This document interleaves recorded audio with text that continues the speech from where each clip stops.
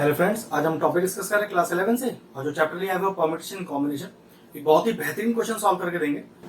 मैं क्वेश्चन अपनी बुक से पढ़ता हूँ। चल देखिए क्वेश्चन क्या है कि in how many words can the letter of the word permutations, वो मैंने वर्ड लिख दिया है, अरेंज्ड इफ।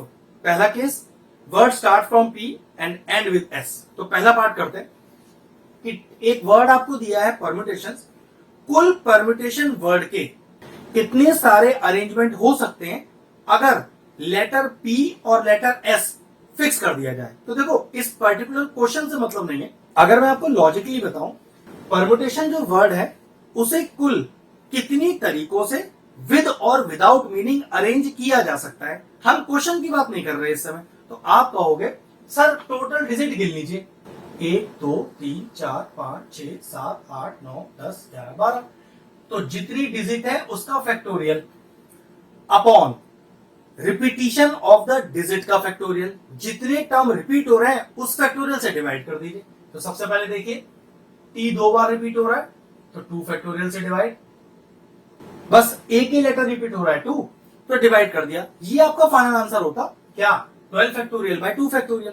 मतलब कोई भी वर्ड गिवन हो उसके कुल कितने सारे अरेंजमेंट बन सकते हैं, कुल कितने सारे परम्यूटेशंस बन सकते हैं, उसका डायरेक्ट फॉर्मूला होता है टोटल डिजिट का factorial divided by repetition of the digit का फैक्टोरियल।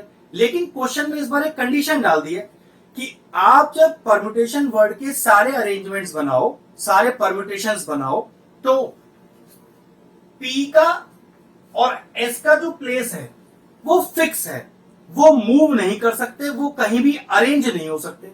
तो परम्यूटेशन करते समय एक चीज का ध्यान रखना है कि जिनको हम अरेंज नहीं कर सकते, जिन लेटर्स को हम अरेंज नहीं कर सकते, जो फिक्स हैं, तो उन्हें हम अपनी काउंटिंग में लेते भी नहीं है। आप ये मान के चलिए कि ना यहां पर पी लिखा है ना यहां पर एस लिखा है। बचे हुए लेटर्स को किस तरह से अरेंज कर सकते हैं उसका फॉर्मूला वही है, क्या, टोटल डिजिट का factorial divided by repetition of the digit का फैक्टोरियल। अब सोचो पी और एस क्योंकि फिक्स है तो ये हमारे आंसर में है ही नहीं, हमें इन्हें लेना ही नहीं है, ना इनके बारे में हमें कुछ जानना है। तो बचे जितने भी लेटर है वो गिन लो, 1 2 3 4 5 6 7 8 9 10। तो पहला जो केस है पी और एस अगर फिक्स कर दिए जाए तो बचे कितने डिजिट, 10। तो 10 फैक्टोरियल अपॉन रिपीटिशन, रिपीटिशन तो सिर्फ टी का ही हो रहा है 2 बार, तो 2 फैक्टोरियल। ये लीजिए पहला आंसर आ गया। अब फैक्टोरियल ओपन करके इस पर्टिकुलर पार्ट का फाइनल आंसर ले आएंगे। लेकिन आंसर इतना हो गया, हम अपने सेकंड पार्ट पर चलते हैं। सेकंड पार्ट कह रहा है वाउल्स आर टुगेदर, कि परम्यूटेशन वर्ड में कुल कितने सारे अरेंजमेंट बन सकते हैं विद और विदाउट मीनिंग। लेकिन कंडीशन है कि सारे वाउल्स एक साथ आने चाहिए। ध्यान रखिएगा, इन्हें वॉवल्स नहीं बोलते हैं, इन्हें वाउल्स बोलते हैं, ठीक है। तो चलो सारे वाउल्स एक साथ रखते हैं। तो ए ई आई ओ यू, पांचों वाउल्स यहां पर मौजूद है, उन्हें पहले एक साथ रखो। तो ए ई आई ओ यू, और अगर पांचों वाउल्स एक साथ हैं तो सारे वाउल्स वन लेटर की तरह ट्रीट करेंगे, मतलब एक ही डिजिट माना जाएगा इन्हें। बचे हुए सारे लिख दीजिए, P E R M U T A T I O N और एस, ठीक है। अब ये हमारा हो गया बी पार्ट, जिसमें कह रहा है सारे परम्यूटेशंस करने हैं लेकिन vowels are together. If vowels are together then they will be treated as one letter. तो गिनिए, इसको तो 1 मानेंगे पूरा, तो 1 2 3 4 5 6 7 8, 8 factorial divided by repetition of the digit. तो भाई टी 2 बार हो ही रहा है तो ये तो आ गया। अब एक छोटी सी ट्रिक और है इस पर्टिकुलर पार्ट में, ए ई आई ओ यू मैंने ऐसे लगातार 5 रख दिए, जरूरी तो नहीं है कि ये पांचों इसी ऑर्डर में लिखे हो, पांचों किसी भी ऑर्डर में लिखे जा सकते हैं। और अगर पांचों का ऑर्डर फिक्स नहीं है, these all 5 vowels can also be arranged in 5 factorial veg. तो फाइनल आंसर आपके पास क्या आएगा, 8 factorial by 2 factorial into 5 factorial. फिर समझ लीजिए, क्योंकि पांचों वाउल एक साथ है, उसी एक सिंगल लेटर की तरह ट्रीट किया गया। तो 1 2 3 4 5 6 7 8, 8 फैक्टोरियल, 2 रिपीटिशन है 2 factorial. Now these 5 vowels can also be arranged in 5 factorial veg. जरूरी तो नहीं है ना कि इसी ऑर्डर में पांचों लिखे हो, किसी भी ऑर्डर में लिखे हो सकते हैं, और जब वर्ड आता है कि भाई किसी भी ऑर्डर में लिखे हो सकते हैं और कितने होंगे, तो जितने लेटर होते हैं उसी का फैक्टोरियल लगा देते हैं, तो 5 फैक्टोरियल। ये लीजिए सेकंड पार्ट का आंसर भी आ गया। बस अब फैक्टोरियल को खोल लीजिएगा, आंसर आपका आ जाएगा। हम अगले पार्ट पे चलते हैं। अगला पार्ट क्या कह रहा है कि there are always 4 letters between P and S, कि जब भी आप परम्यूटेशन वर्ड अरेंज करो, पी और एस के बीच में हमेशा 4 लेटर होने जरूरी है। अब ये इसका सबसे इंपॉर्टेंट पार्ट है, ध्यान से देखिए। सी पार्ट में कह रहा है कि जब भी परम्यूटेशन लेटर को अरेंज करो तो पी और एस के बीच में 4 लेटर्स का होना जरूरी है। तो ध्यान से देखो, P E R M U T A T I O N S, 1 2 3 4 5 6 7 8 9 10 11 12।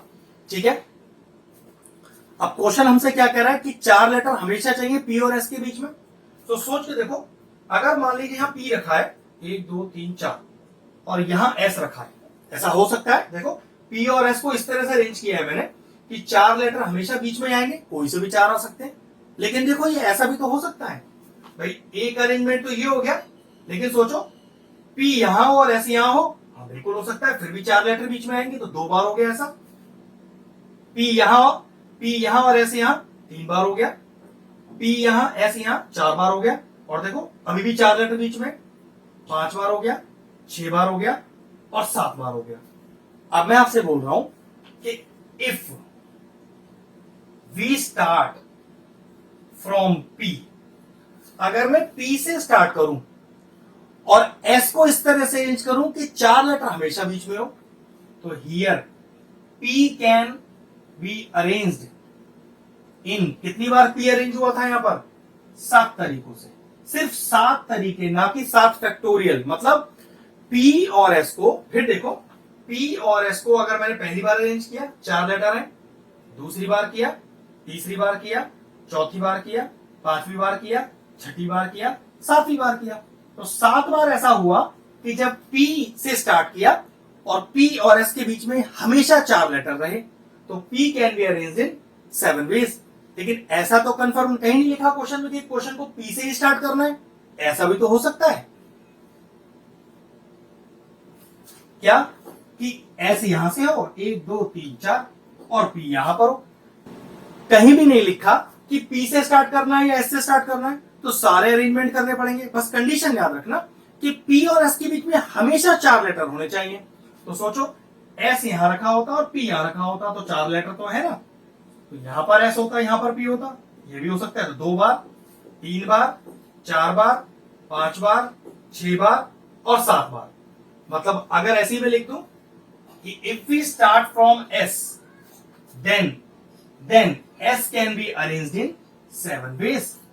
अगर मैं पी से ना स्टार्ट करके एस से स्टार्ट करता, तो एस को भी 7 तरीकों से ही अरेंज किया जा सकता था। इसका मतलब यह हुआ कि कुल मिलाकर P and S can be arranged in 7 तरीके पी के पास है, 7 तरीके एस के पास है। तो पी और एस को तो अरेंज करने का हमें लॉजिक मिल गया कि 14 तरीकों से ही दोनों को अरेंज किया जा सकता है। अब बचे हुए लेटर को अरेंज करना है, तो ध्यान रखो पी और एस तो आप ले नहीं सकते, उनका तो अरेंजमेंट आप निकाल ही चुके हो, तो बचे हुए लेटर का अरेंजमेंट चाहिए। कुल लेटर्स कितने हैं? 12, इसमें से पी और एस को आप ऑलरेडी अरेंज कर चुके हो 14 तरीकों से, तो बचे लेटर कितने तरीकों से अरेंज होंगे? फॉर्मूला तो वही है, टोटल डिजिट का factorial divided by repetition of the digit का फैक्टोरियल। तो अगर टोटल 12 में से पी और एस हटा दिया जाए तो टोटल डिजिट का फैक्टोरियल बचेगा 10 अपॉन टी, 2 बार रिपीट हो रहा है, 2 फैक्टोरियल। तो ये हो गए बचे हुए लेटर्स का अरेंजमेंट। तो टोटल आंसर क्या हुआ कि अगर पी और एस के बीच में हमेशा 4 लेटर हो तो पी और एस अरेंज होंगे 14 तरीकों से और बचे हुए लेटर्स अरेंज होंगे 10 फैक्टोरियल अपॉन 2 फैक्टोरियल तरीकों से। तो फाइनल आंसर क्या होगा? फाइनल आंसर होगा जिसमें पी से लेकर एस तक के सारे लेटर्स को अरेंज कर दिया गया, मतलब परम्यूटेशन वर्ड को अरेंज कर दिया गया। जब पी और एस के बीच में हमेशा 4 लेटर होंगे तो कुल मिलाकर आंसर आया 10 factorial by 2 factorial into 14। 14 denote करता है पी और एस के अरेंजमेंट को और 10 फैक्टोरियल बाय 2 फैक्टोरियल अरेंज करता है बचे हुए लेटर्स के अरेंजमेंट को। अब यहां पर भी फैक्टोरियल खोल लीजिएगा और इसको सॉल्व कर लीजिएगा। हो गया एक हमारा शानदार क्वेश्चन फिनिश। क्वेश्चन फिनिश हुआ, वीडियो फिनिश करते हैं।